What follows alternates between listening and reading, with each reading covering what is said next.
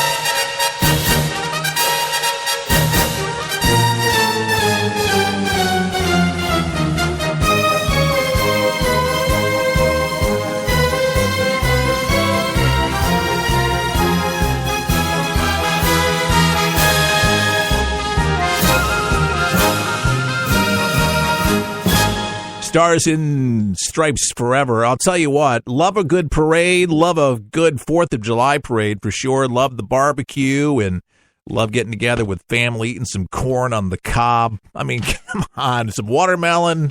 It's just a beautiful day out there, and we're here in Florida. Little showers, little thunderstorms this afternoon, but that's normal what we get here in the Bay Area. Hopefully the weather improves for the fireworks a little bit later on, and that seems to be what the local meteorologists are saying here. Hopefully in your area it'll be clear. Get yourself a nice lawn chair. Don't forget, you got to have the DEET, D-E-E-T, for the mosquitoes, so you don't get anything unintended, because those mosquitoes are carrying a lot of different stuff here, so just be careful. What do you think about the Confederate flag? You know, it's caused a lot of backlash in our country. Some people say it's history. You know, people are trying to erase it. I mean, it is our history, folks. I mean, for better or for worse. I mean, if you teach history, that's why that's why we have history classes. Well, they want to kind of erase it in America. And, you know, as the debate continues on, there is a revived campaign to remove Confederate statues and symbols from government grounds, and this is pretty much regained an impassioned national debate, pitting opponents against self-described patriots who argue the movement stands for heritage and not hate. What say you? What do you think about it? Heritage and not hate? I actually happen to be one that says that the reenactments and not erasing it, what we learned from it, what we got away from it, I could see how some people, though, from the South, this is your humble talk show host speaking, could be offended by it. Thinking that somebody is a racist or it stands for it. And there's a lot of Southerners to just say, and non-Southerners, but a lot primary Southerners are just saying that that's not what it means. Because my fathers, my grandfathers, my descendants fought in these wars, and not all of them hated slaves. Not all of them hated black people, just at that. There's plenty of good white people that were very nice to black people, and that's true. And there's so many stories of so many people. And it was a white man, by the way, that freed the slaves. Did you know? And there was our founding fathers that wanted to abolish slavery. Benjamin Franklin being one of them, and so many others. We have to remember the good slave owners, too. And by the way, it was the thing of the day. Don't think that you were parceled out in the world scheme of things either. There were slaves all around the world. Never made it right. But unfortunately, that's how things were done back in the day. And it ended. There was a happy ending. And I just don't know why people don't celebrate those particular victories. And those things in itself are left out of history, too. It makes me want to cry. This is Pat Roller of Pasadena, Maryland. Pat telling the story in front of North Carolina monument at Gettysburg National Military Park. I have ancestry on both sides. Roller, who had said that she takes photos for sons of Confederate veterans, said that she doesn't know why there's so much uproar over Civil War symbols of the South. Roller, wearing a white T-shirt with a Confederate flag on it, read, "Try bumping this. Some things are worth fighting for." It says it makes her a little angry that people say Confederate symbols preach racism to kids. Folks, I think that people are trying to point to something that maybe explains their plight, what happens, where they are right now in life. People like to point fingers. They need answers, and that could be one of them, to say, I am where I am. This country is where it is right now because of these things. And if anything associated, anything close to it, if anybody anywhere, one time, as if racist, don't fly American flags. Okay? They do. Unfortunately, they do. And they hide behind it. But so does every other American person in this country. We're protected by it. The Confederate flag was a part of our history.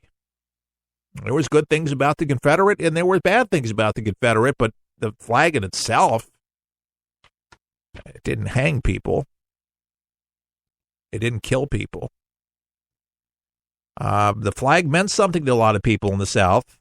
And me personally, I think it's up for the states to decide, but I can understand where the locals would be favorable to say that it just brings back Southern traditions and love.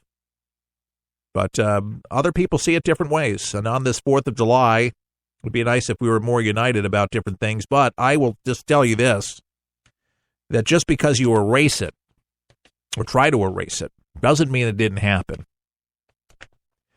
I think we need to look back and say what bad things happened and what good things happened.